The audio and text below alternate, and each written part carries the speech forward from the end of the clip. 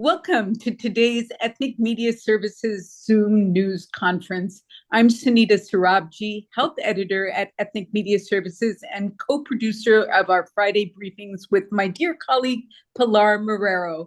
Both of us will ask questions of our panelists today, and we will reserve time for questions from reporters. 3 weeks into the new Trump administration, many newsrooms are concerned about maintaining their editorial independence. For example, Bay Area radio station KCBS found itself the target of an FCC investigation for its January 26 reporting of ICE raids in San Jose, California. The station is now in danger of losing its license. In related news, the Associated Press says that its reporter was banned from the White House because it refuses to follow President Donald Trump's executive order to rename the Gulf of Mexico as the Gulf of America. And major media houses faced lawsuits from Trump even before he took office. Speakers this week will discuss the challenges these actions pose to freedom of the press. They will also discuss whether media and their sources are already self-censoring and legal recourse and rights for reporters and their newsrooms. We have a terrific panel today. Our guests are David Lloyd, legal director at the First Amendment Coalition, Zach Press, senior staff attorney at Lawyers for Reporters at the Cyrus R. Vance Center for International Justice, and Joel Simon, the founding director of the Journalism Protection Initiative at the Craig Newmark Graduate School of Journalism in New York City. We are honored to have you all today. We remind you to speak slowly for our Spanish, Mandarin, and Korean interpreters. Reporters, please enter your questions in the chat and we will take them in order. All right, so let's begin with a broad question for all speakers. What challenges for media most concern you as this new administration unfolds? Joel, let's start with you. In your recent piece for the Columbia Journalism Review, you expressed concern about overregulation of media if Kash Patel is indeed confirmed as FBI director. And I'm sorry, I don't know whether that has happened this morning, but I know that it was scheduled for confirmation this morning. Could you start there and also discuss some of your concerns? Well, first of all, thank you so much for this opportunity and to be with my colleagues here who are really in the trenches fighting for press freedom. It's really wonderful to all be together. I think you can divide the threats into two categories. I see the fundamental threats, and there are many. We just actually had a big meeting at the Newmark School. We called it a safety summit, and we brought together a whole range of participants from newsrooms, from the advocacy community, from the legal community. We actually identified 8 separate threats. I don't have time to go through them all, but let me talk a little bit about what I call the regulatory threat and what I call the legal threat. I think we're at the beginning stages of the regulatory threat. It's obviously being led by Brandon Carr and the FCC. You mentioned the investigation into KCBS. He's also announced an inquiry into the practices of NPR and PBS for the use of underwriting announcements. He's also sent a letter to Comcast, which owns MSNBC, and has been critical of Trump about a possible investigation into their DEI practices. Those are the opening salvo, and what I anticipate will be a broad regulatory kinds of threats that will probably implicate other agencies. In terms of the legal threats, we have 2 outstanding lawyers, so I will leave it to them to enumerate what those threats might consist of. But I will just make a few broad points. One is that they may not be what we expect them to be. The Trump administration has already demonstrated some considerable sophistication and employed some surprising tactics. So expect the unexpected. But I will note that a couple of years ago, I participated in a project to look at emerging legal threats around the world. And one of the things we documented outside the United States was a lot of legal harassment targeting media was not related to the production of media content. So not related to actual journalism, but related to other things, tax issues, allegations of fraud, um, workplace practices. Those are all risk areas. And again, we have two outstanding legal experts here, so I'll let them provide their perspective. Thank you, Joel. So, David, a similar question. In interviews with several media outlets last week, you expressed concern about KCBS radio being investigated by the FCC following their coverage of the ICE raids in San Jose. Could you start there and also talk about whether you expect to see similar investigations as we move forward?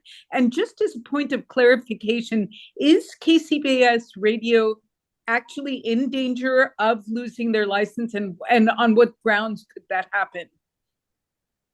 So thank you, and thank you all for being here, and thank you for the opportunity. It's an honor to be here with so many distinguished colleagues and people reporting the news on the front lines.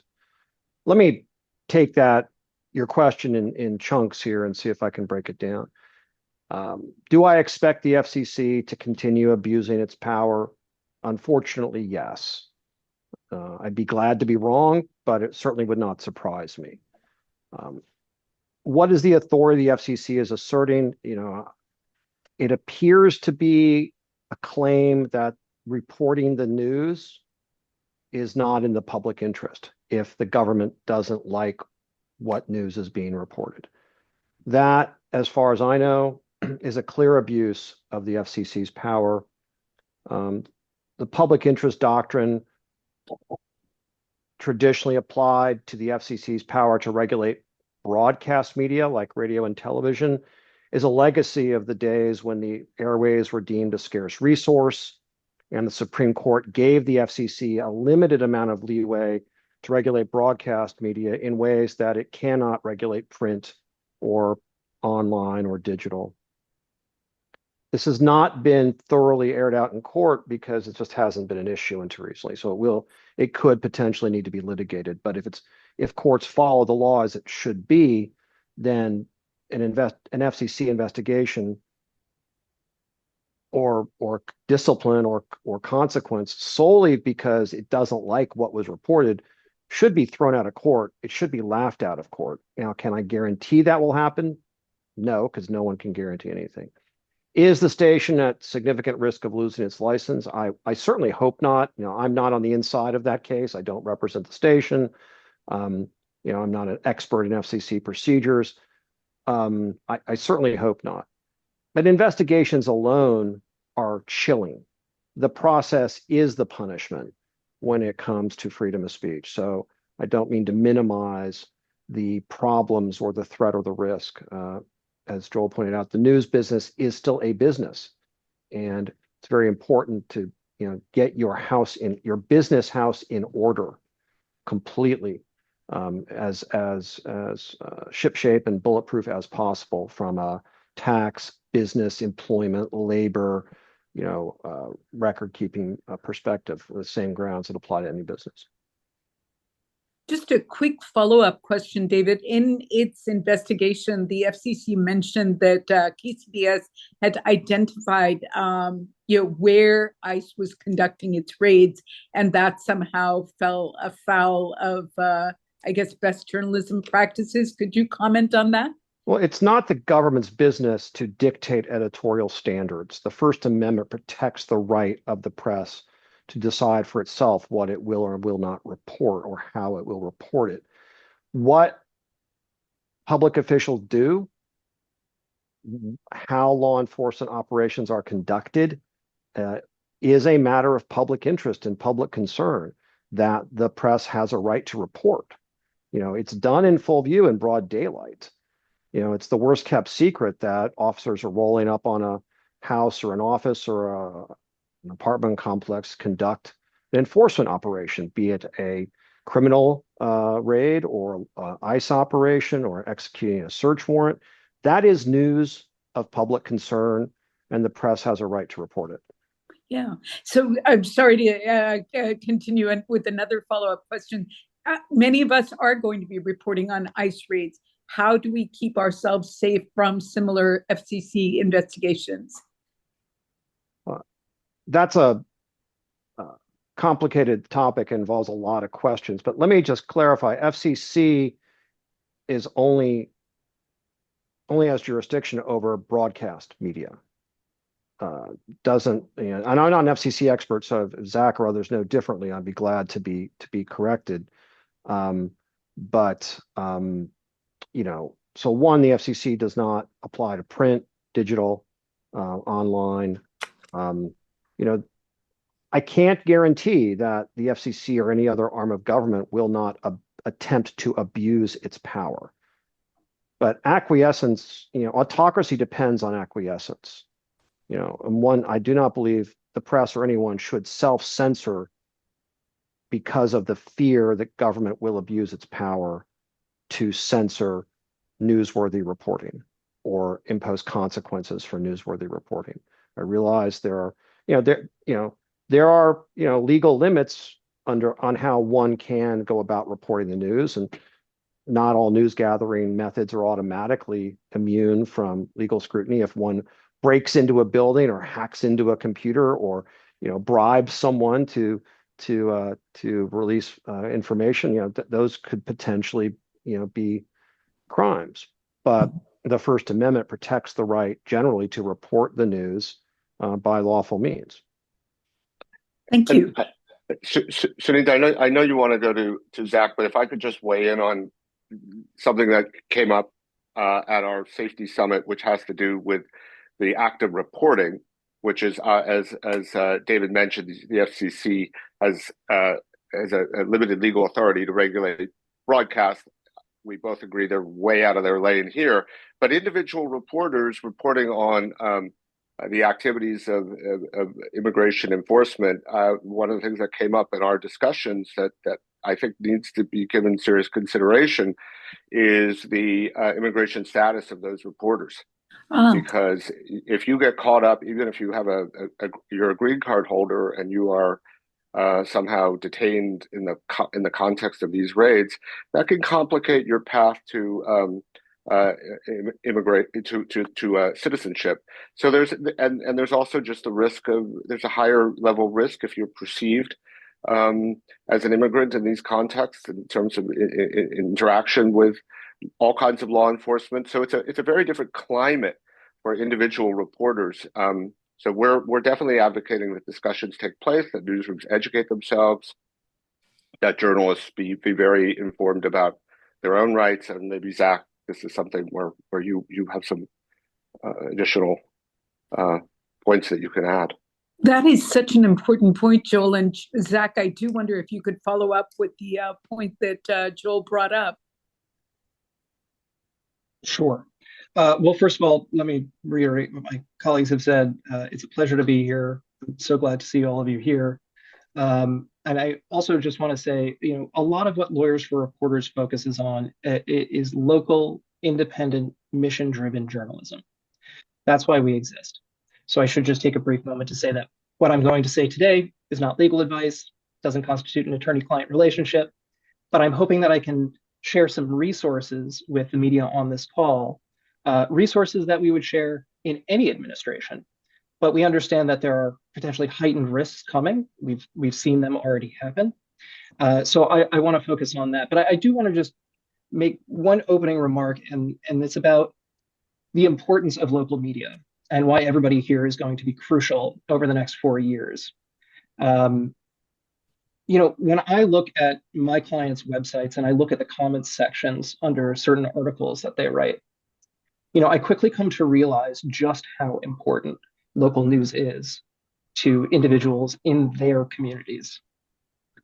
You can see that the local news is reporting on issues that matter most to them, and they're reporting on issues that other larger news networks will not cover. The 24-hour news entertainment cycle will not cover every local story that your local paper is writing about. And that's why the local news is going to be so essential over these next 4 years. I don't want to get lost on Joel's thread, or just too far away from Joel's thread. But I also just want to touch on something that David was saying about what the business of news should be doing to protect itself at this moment. What I would like to share, I would think that, these are things that any news organization should be doing, irrespective of who is occupying the White House. But I do think that there are specific things that newsrooms can do, concrete resources they can avail themselves of. In order to best protect yourself and make sure that your newsroom is covered, you're going to want to implement policies and practices that are uniform. They may relate to your digital security. They may relate to, obtaining affordable media law insurance, media liability insurance, in the event that something happens. Perhaps your news organization will be served with a third-party subpoena requesting information like reporter's notes that would ordinarily be protected from disclosure. You may want to avail yourself of resources about how journalists deal with doxing. That could be an issue that comes up more frequently now. Sorry, Zach, what did you just mention there? Doxing. Doxing. Okay, sorry. Doxing. Yes. Yeah. Right. So I think these are all things, like I said, these are things that all newsrooms want to be thinking about now. You want to be thinking of this, maybe not so seriously as an audit, but think of it like a health checkup. Do you have everything in place that you think you will need to weather the storm? I've already forgotten what thread we were on with Joel. So if there are any follow-up questions that you have, Sunita or Joel, I'm happy to answer them. Yeah. So Joel was talking about the threat to individual reporters regarding their own immigration status, and I'm wondering if you can expand on that a little bit. Well, it's difficult for me to say, given that that's not my area of expertise. It's not something that Lawyers for Reporters works on. I can tell you that in a past life, I was a legal aid attorney trying felonies in Yonkers. And this was during the first Trump administration. I think Joel is completely on point that reporters do need to be very careful about how they interact with whoever they're reporting on, wherever they go, if they think there's going to be a heightened risk. I think it's very important for journalists to know what their rights are. I think there are practical considerations about how involved you want to be, about what your appearance, what your presence will look like. For example, if you're reporting on a protest, if you're too close to the protesters, is that something you want to, is that something you want to roll the dice on? Do you maybe want to identify yourself as a member of the press by wearing a press jacket? That might be something else that you would want to consider.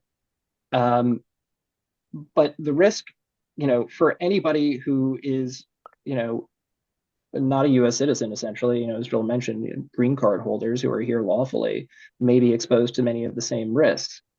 I would just say that everyone should avail themselves of whatever legal resources, and there are, many free ones. Resources I'm happy to share as we continue our conversation. Mm-hmm. In terms of knowing what your rights are, when you have to comply with law enforcement, depending on what that law enforcement is. ICE will often, when I was practicing in Yonkers, ICE would sometimes show up to the courthouse before they were stopped from going to courthouses, and then they would just wait on the steps. They may come to your door with an administrative warrant. That is not a judicial warrant. Those are different things. You want to know what is being asked of you. So just make sure you know what your rights are. Thank you. Joel, press freedom seems to be undergoing a threat in many countries. I'm thinking of my home country, and the Modi administration reporting from India increasingly looks like press releases straight from the Prime Minister's office. Are you concerned about the global threat to press freedom? Well, yes. Yeah. I think I actually spent a couple weeks last summer in India traveling around, and what was so interesting to me about that visit was just it was obvious to an outside observer the constraints and the limitations that the Indian media in which the Indian media works, and as you said, the expectation on behalf of the Modi government that the media support its policies. But I've had a lot of trouble getting people to talk about it and acknowledge it with me. And I've done these kinds of visits all over the world. And the one thing journalists like to do is complain, at least in private. I really felt that it was evidence of just how pervasive the kind of fear had become, and how deeply it had permeated the Indian media, which is a long reputation of being very feisty and independent in certain circles. So look, I've seen this. What we're living through uh, in the United States in terms of the erosion of norms and the weakening of legal and safeguards and protections is something that's happened. But it's a global trend, and it's something that's happened uh, almost everywhere. And prior to my um, tenure at the Newmark School, I ran the committee to protect journalists. So that was my job, was to travel around the world and defend the rights of journalists. So I think there's a lot that we in this country can learn from the experience of journalists who um, had to grapple with working in an environment of expanding government authority and increased censorship and threats. But there's also a lot of particularities that have to do with U.S. law and the nature of our institutions and the structure of our media. So I don't think we can import necessarily certain every practice. But I just throughout my career I've always sort of said that journalism and information is part of a global system. It really, it travels across borders. What we know, for example, about what's happening in India, it depends on the ability of the Indian media to work freely, and vice versa. What happens, what the world understands about the United States and what's happening here depends on our free press. So we're kind of all in this together. And the other point I'll make that I just realized this, I was having a conversation yesterday and preparing for another panel I'm doing, because there's a lot of these panels happening. And somebody, asked for examples of where press freedom has declined and then rebounded. And there are not a lot of them. It's really, that's why I think we have to really fight hard, because it once the rights deteriorate, and once they're eroded, and once norms are violated, it's very difficult to reclaim them. So that's kind of my position right now, is we're really living through a crucial moment, and I make that observation based on what I've seen happen around the world. Thank you. Last question for David before I turn it over to Pilar. David, are you concerned about media and also their sources self-censoring themselves so that they don't get hit? Some of our media colleagues have expressed this concern about sources self-censoring. Yes, I think that is a valid concern. And I want to echo Zach by saying, again, everything I'm sharing here is not legal advice on particular facts. I'm not anyone's particular attorney here for today's purposes. Just to be clear. Yes, I am concerned about self-censorship. I think that is the most pernicious danger of what is happening right now and I don't think it's just a question of what the Trump administration is doing at the federal level. It is obviously most prominent in the news, but local officials have been threatening reporters for years. Just to give you one example that FAC has run across, a couple of examples FAC ran across. And these are not red state, blue state, left wing, right wing issues. The San Francisco Police Department got search warrants to break down a reporter's door and seize his work product. It was clearly unlawful, but they went ahead and did it. They did it because he had reported on the death of the former San Francisco public defender, and former sheriff of Los Angeles County gave a press conference insinuating that a Los Angeles Times reporter should be investigated for reporting on a leaked video of deputies using force on someone in custody. The sheriff of San Joaquin County recently, which is Stockton, California, recently insinuated reporters were under investigation for reporting on court documents they'd obtained lawfully. This is not just a Trump administration problem. But I think I agree with Joel. Now is the time for the press, most of all, to stand up for its right to report the news. Ignore your rights and they will go away. Do not be bullied. Do not let the bullies win through intimidation. The best way to fight a bully is to stand up to a bully. Yes, there are risks. Those risks are real, but we should not. I do not believe the press should be allowing those risks to prevent it from fulfilling its constitutional function to report the news. There is a reason that the First Amendment guarantees freedom of the press. The press is the only organized entity, private institution expressly named in the Constitution. And that's for a reason. And I would hate to see the press step back from its historic role of speaking truth to power. Thank you. I'm going to turn it over to my colleague, Pilar Marrero, who will ask some additional questions. And reporters, please continue to enter your questions in the chat. We will take them during the last 20 minutes of this briefing. Thank you. Pilar? Sorry, I was muted. And yes, there are plenty of questions in the chat, so I may just ask a couple of questions. Thank you, gentlemen, for being with us. It's important that all of us understand the things that have been going on. Kicking out media outlets from offices in the White House or Department of Defense or whatever there may be, and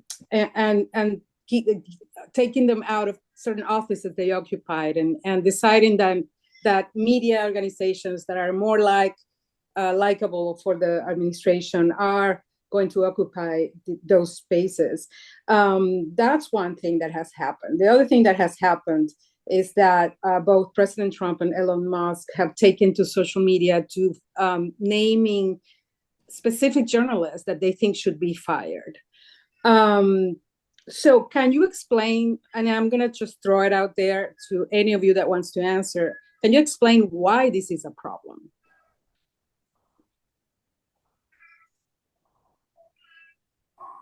Well, you go ahead.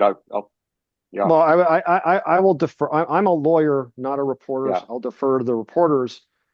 Anytime the government or government officials threaten the press, it's a potential intimidating and chilling effect. This is not new, by the way. This has been happening for decades, if not centuries, since probably the founding of the Republic. The Nixon administration was notorious for this.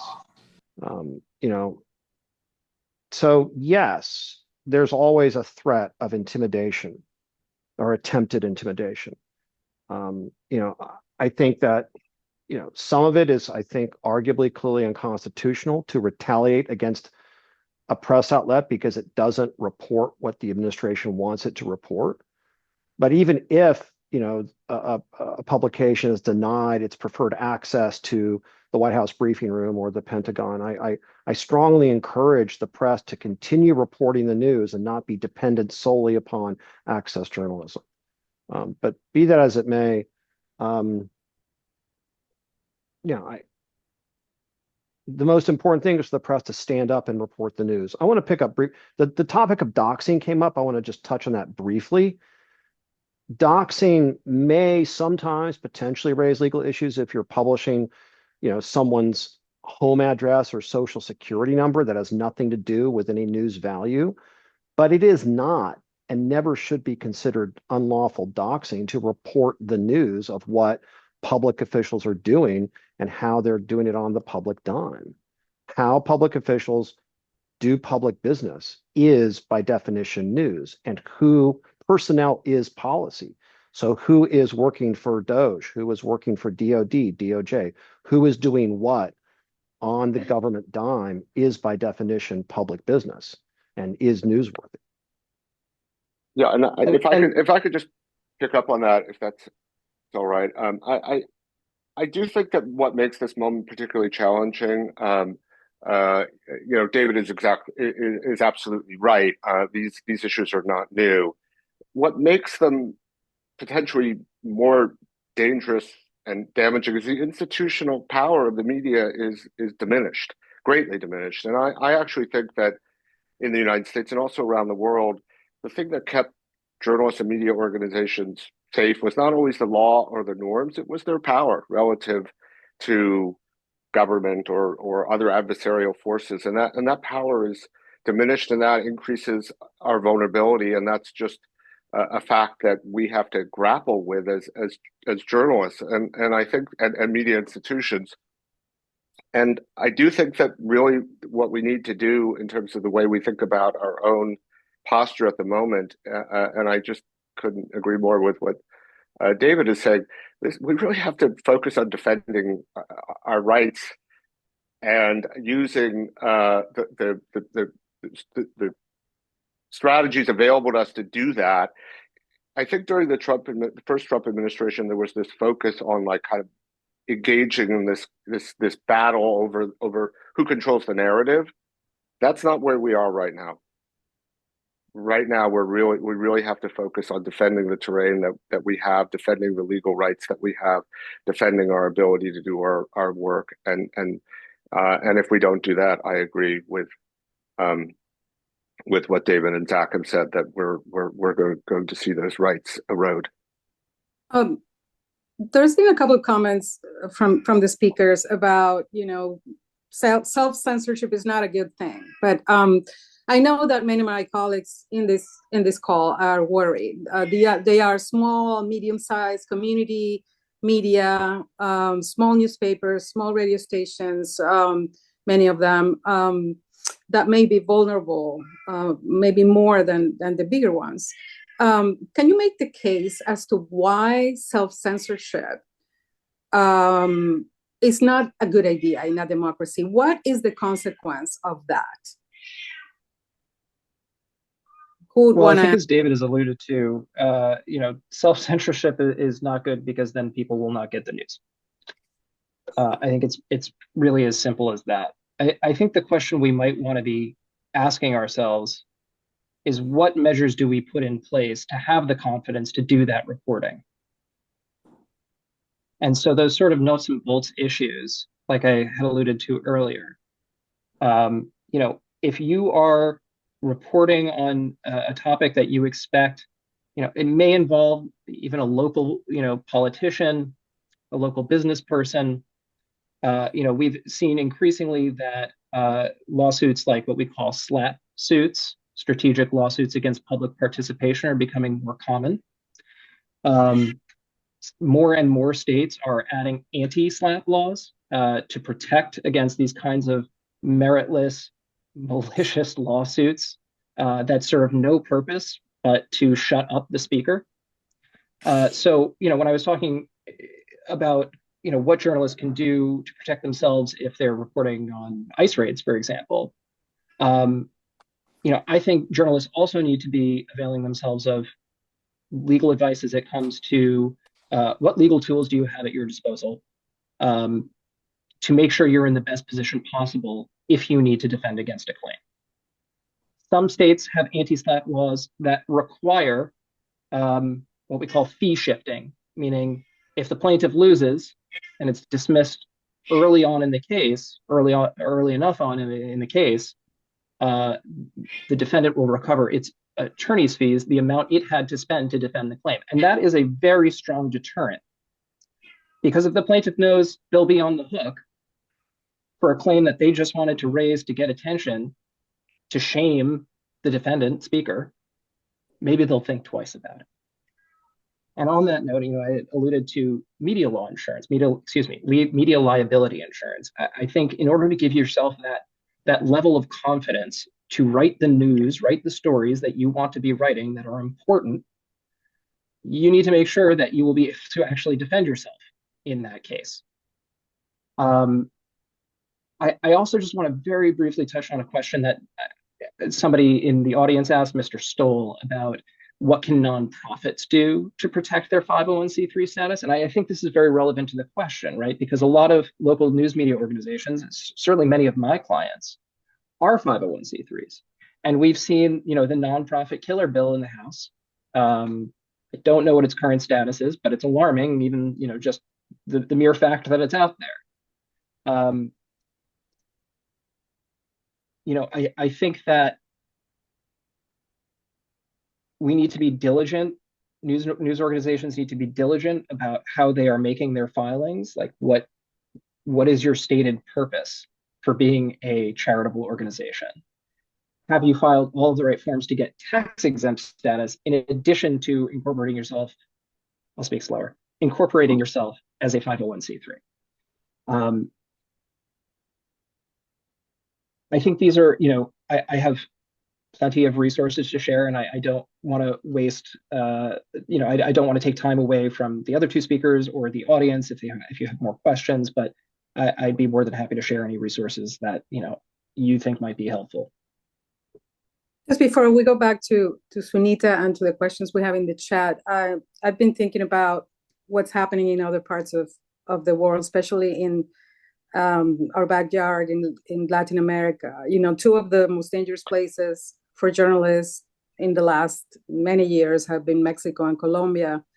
I'm from Venezuela originally, and I saw what happened there with the freedom of the press. We used to have a free press. It starts with criticism, threats, attacks, vilifying journalists, ultimately pushing journalists out or into exile, news media to close, and the buying of media organizations. A large television station was bought off by somebody close to the government. So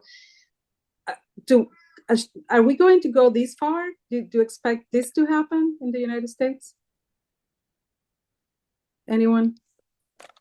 Well, I spent my career as a journalist in Latin America, so I certainly and spent a lot of time traveling around the various parts of Latin America, working with journalists under threat and helping them to defend their rights. So I definitely understand the context and the concern.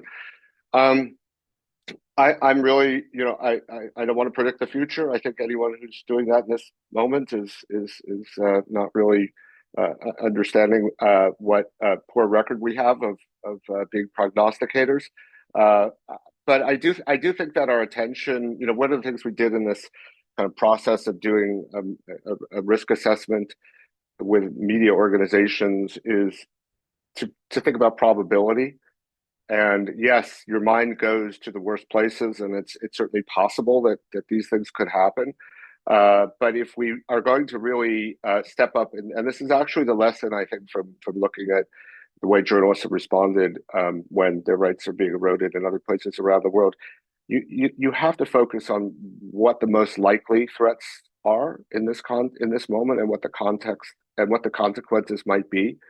And so I think this is really an important time to do exactly what the types of things that both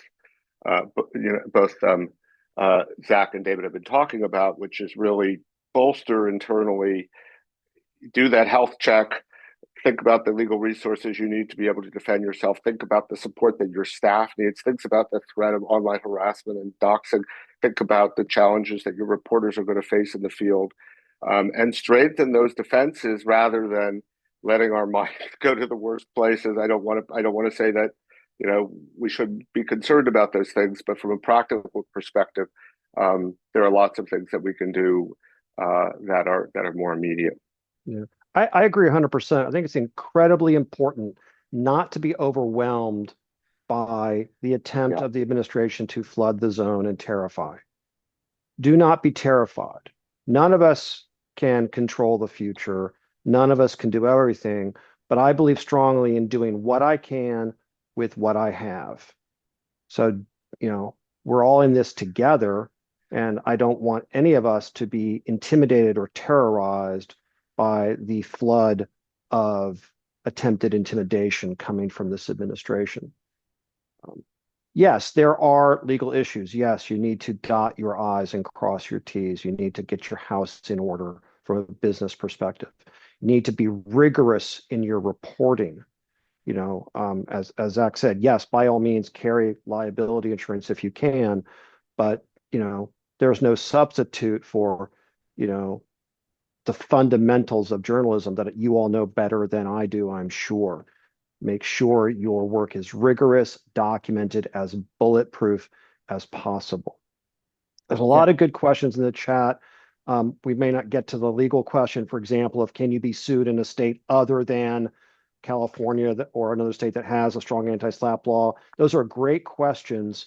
I'll just put a plug in. The First Amendment Coalition runs a legal hotline. Reporters Committee for Freedom of the Press runs legal hotline. Lawyers for Reporters will answer questions. We can't always guarantee we'll represent any one reporter or newsroom, but we can provide specific general information about these kinds of questions that are a little more fact intensive. So please use those online resources. Our legal hotlines on our website. RCFP's hotline is on its website. Lawyers for Reporters is online.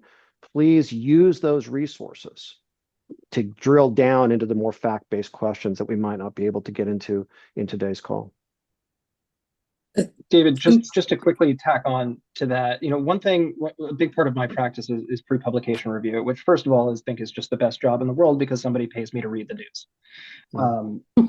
I think one thing that I see come up a lot, or something that enters my thought process when I'm reading a story is, and this is, I think, what David is alluding to, and tell me if I'm wrong, David, but the editorial process needs to be bulletproof in the sense, and here's how you can measure this. If you're a lawyer, if you're working with a lawyer and you're working with that lawyer on a pre-publication review of a story, and the lawyer is meeting only with the editor, and the editor has to, the lawyer asks a question of the editor and the editor doesn't know, the editor needs to know. The editor needs to have as good an understanding as the writer. If you are a one-man operation, a one-person operation, it's going to be even more difficult because you don't have that editorial process. So whatever system, whatever framework you're working in, having systems in place, being consistent is really important. You see in a lot of defamation lawsuits against the press during discovery, which is the phase of litigation where information is exchanged, all sorts of color commentary coming from emails. You don't want emails in there that are going to look like, oh, I'm out to get this guy, even if it's not evidence of actual malice, right? I'm assuming that we're dealing with a public figure standard here. It could be lower if you're dealing with a private figure. Then you're dealing with very likely just negligence, which is much easier to prove. And there's a just lower standard of proof there. So, just make sure that your editorial systems are solid, consistent. It's a lot of pressure on the editors. The reporters are the ones out in the field putting themselves at risk, but so are the editors, even if they're behind a desk. Yeah, good practice. Dance like no one's watching. Email or text as if it will be read in a deposition. Whatever you put in print could come out if you get sued. Hopefully not. And the media lawyers will fight tooth and nail to prevent discovery if they can, but they can't always. So, be smart, be prudent in how you communicate, even internally. Pilar, may I just ask a question very quickly, following up?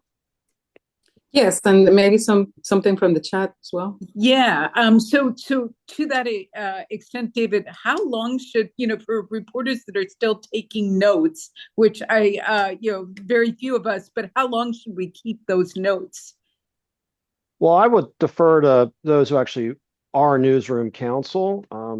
I'm a pack rat. I don't want to destroy anything. Your statute of limitations on things like defamation will vary from place to place. I think in California, it's a year, generally speaking, but every rule has an exception. So be smart. You don't want to be caught without your notes if you get sued, and you want to be able to document.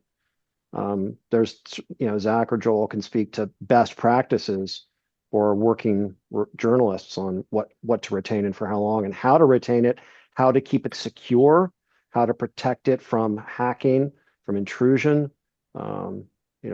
What kinds of digital security you need. That's important questions. I mean, I really, really want to hear what Joel has to say about this, but I would just very briefly say, in terms of keeping your notes, this is something we were thinking a lot about recently as Newsroom Council. On the one hand, we understand that there are certain really hot stories, and you're going to want to keep those maybe recorded interviews because you're going to write a book about it later or something like that. What you want to keep, if it's everything you ever wrote down on it, some reporters like to get rid of their stuff as soon as the story's out. I'm just going back to reiterate that what I was saying earlier is just have a good policy, have a good consistent policy, and there are always exceptions, but just make sure that there's a good reason for what you're doing. And then just very quickly on digital security and maintaining your privacy and things like that. Be careful about what programs, what applications you're using. Some are more secure than others. I personally, this is not legal advice, or I'm not telling any of you to do this, but I personally use Signal, which is a messaging app. All the messages are end-to-end encrypted. You may, if you're using Gmail to do your work, you may want to rethink that. You may want to look into something like Proton Mail, whose servers are based in Switzerland. Those are typically, I think, viewed as more secure. And you may want to rethink about what social media platforms you're using and how they collect your data. And be careful how you, and be careful how you protect sources. For anyone who doesn't know, look up what happened to Reality Winner. Yeah, I mean, I do want to jump in here as a working journalist, and also someone who's managed an organization where reporting was at the heart of what we did at CPJ. I mean, the thing that's always been drilled into me is, whatever policies you have, make sure they're consistently applied. That's absolutely critical. Have policies and make sure that they're enforced, because if this comes up and you have a lapse in the enforcement of your own standards, that's definitely going to come back to bite you. But the reality is, in this day and age, it's people have their own individual practices, and a lot of people use different kinds of communication apps for reporting, whether it be Signal. A lot of, I write for the New Yorker, for example, and Signal's a great way of reporting because it's highly secure, but it's really difficult when you have to do the fact checking, and somebody wants to make sure that somebody said what they really said. You're basically having to share screenshots which completely undermine the security of the it's a really, really messy environment, and there are legal considerations, but and there are also considerations about the security of the information itself from hackers who become more sophisticated in the tools that they can use, not just like state level hackers, but other kinds of adversaries. So I think the only thing I would say is each newsroom really has to have informed and detailed discussions about what kinds of practices make sense for them. And you want to get legal advice, of course, if you have access to it, but you also have to consider the practical realities of reporting in an environment in which so much reporting now is done digitally and across different kinds of digital platforms and communication protocols. Thank you. We have so many questions in the chat, and this is a very engaged audience, and thank you to the panelists for encouraging this discussion. Henrietta Burrows, why don't we start with your question, and then we'll go to Orhan Akurt. Please identify your news organization. Hi, thanks, Sunita. East Palo Alto today, and the East Palo Alto Center for Community Media. I think it was said earlier that the media is, after all, a business. And there was a time when the advertising departments and the news departments were kept separate.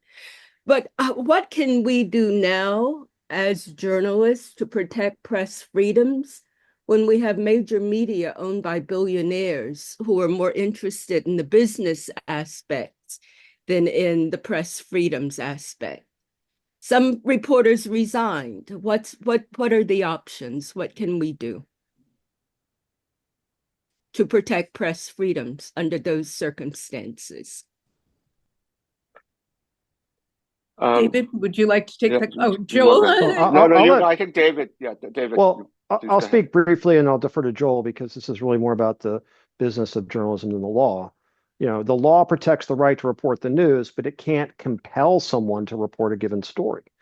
So yes, if someone like CBS or ABC rolls over because their corporate owners have other business interests in play, that's a problem.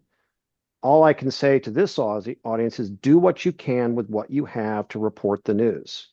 And local news is incredibly important, as Zach said. Press freedom begins at home, begins in your local community. So whatever CBS or ABC or NBC does or doesn't do on the national stage, or however they do or don't roll over, I strongly encourage all of you to keep doing your jobs to report the news as best you can from the ground up, because this entire community is responsible, I think, for protecting freedom of the press in any way that it can. Joel, did you want to comment before we go on to Orhan? Yeah. Well, very, very quickly, first, shout out to East Palo Alto. I lived there for a while, and it was a wonderful community. This has a name. Sometimes, it's called media capture. And it's definitely a phenomenon around the world where you see many powerful media institutions, basically capitulate to power in order to protect their sort of business and economic interests. And it's really, I think that the thing that's scary in the United States is this is really protected by norms to a certain extent. And but this U.S. media, of course, has always been a corporate media or privately owned, not always corporate, but certainly there's elements of it that have been corporate. But it's just been, aside from attempts by Richard Nixon, which were alluded to earlier, it's kind of been a no-go zone. But a lot of no-go zones are being breached now, and I do think it is. And while I understand why some of these I don't understand, it is undeniable that media is a business in many instances, and business decisions are made. It is really, really demoralizing, and I would even say damaging, that the powerful media institutions that should be standing up to these kinds of encroachments and setting an example for smaller and local and regional media organizations that will also have to resist these kinds of efforts, that they're not doing it. It really, really undermines our position, and I think all of us who have made a practice of defending journalists and their rights are very, very concerned about this. Orhan Akkurt, could you please ask your question? The second question you had about resources, which Zach, you might want to answer Orhan's question. Yes, actually, as far as I have experience from my home country, so the old administrator is trying to get the power slowly. It's not directly, so stage by stage. So right now, as far as I see, the American people, they don't react on Trump's act against the journalist. So is there any study on this one? This is the first thing. The second thing is, as you know, the AP has been blocked by the White House and event in Oval Office. So is there any institution condemn that, or how the institution act against that kind of behavior on press? So do you have any studies specifically on how the Americans people is reacting on that administration's view? I wish I had a study or some sort of report I could offer you. Alas, I cannot. I think, you know, something you alluded to, and others on the call have alluded to, is we have seen outside of the United States authoritarian regimes run their media suppression playbooks. If, for example, you are looking at what Viktor Orban has done over the past 5 years, in terms of you know, penalizing financially privately owned media, using the state-sponsored media to railroad everybody, I think you can get a pretty strong indication of where this could possibly go. I don't think anybody wants that to happen. But something else you just mentioned about AP, I think, you know, bears at least, I think, some conversation in the extent that, you know, local media doesn't always face the same problems that ABC will face or AP will face. Um, you know, I don't know what happened behind closed doors with ABC and their $15 million that they're going to contribute to Trump's presidential library. But, you know, their parent company is Disney and they have business interests, and maybe that had something to do with it. I don't know if that's something that local newsrooms will need to occupy themselves with. I don't know, you know, if the AP doesn't want to start calling it the Goya Beans Gulf of America powered by Taco Bell or whatever he wants to call it now, you know, I don't know if that's a problem that local news is going to face. You know, just it seems to me that whoever is in power is going to have a lot of leverage on who has access. But just to repeat what you just said in the comment and what David has been saying throughout our discussion, everybody needs to defend the freedom of the press, but you guys are on the front lines, and it takes courage to do that. And, you know, that's why I do what I do. Yeah, you are not alone. There is a robust press freedom defense community, Lawyers for Reporters, Reporters Committee for Freedom of the Press, Freedom of the Press Foundation, First Amendment Coalition, state FOI organizations around the country. And I apologize, I'm probably forgetting others, but my omission is inadvertent.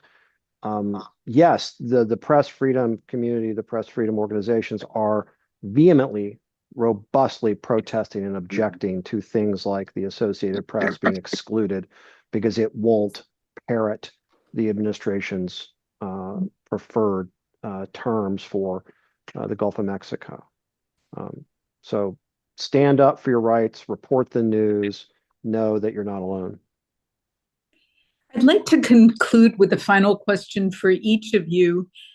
Given our new landscape, how do we continue to produce reliable, informed news from informed sources? David, why don't you go first? I'll just briefly say, do the best you can with what you have.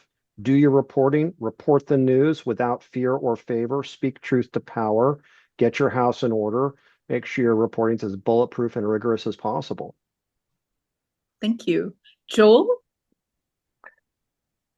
Yeah, I mean, I would say that each news organization has to carry out its own process to understand what the challenges they're likely to face, that the obstacles and impediments they'll face in reporting the news for the communities that they serve.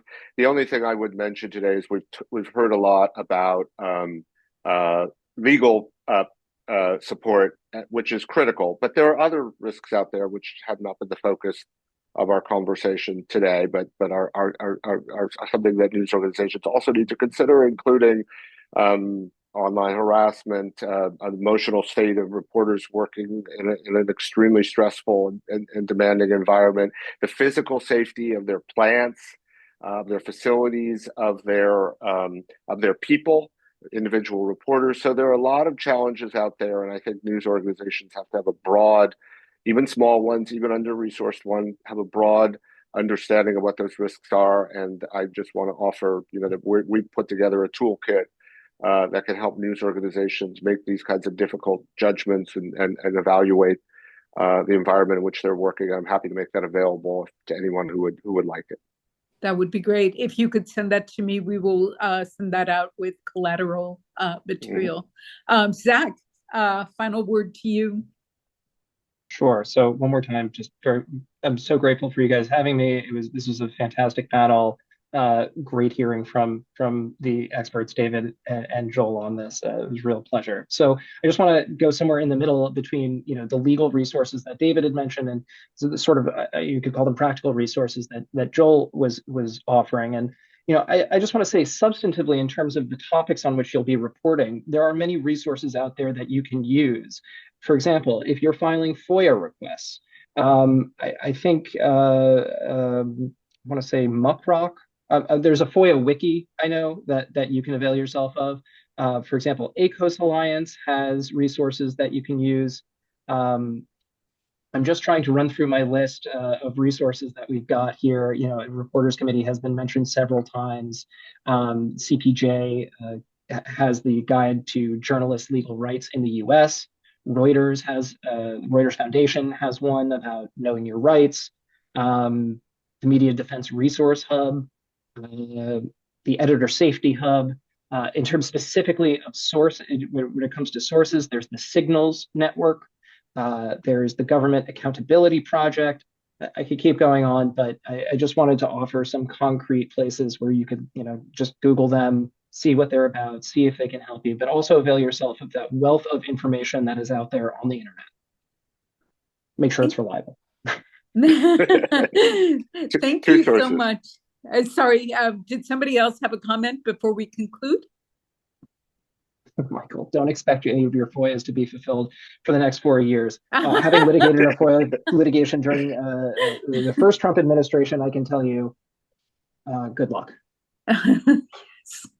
Thank you to all of our panelists and to our reporters for joining us today for this tremendously important conversation. We really appreciate the wealth of resources that you brought to us today. We'll see you, reporters, next Friday.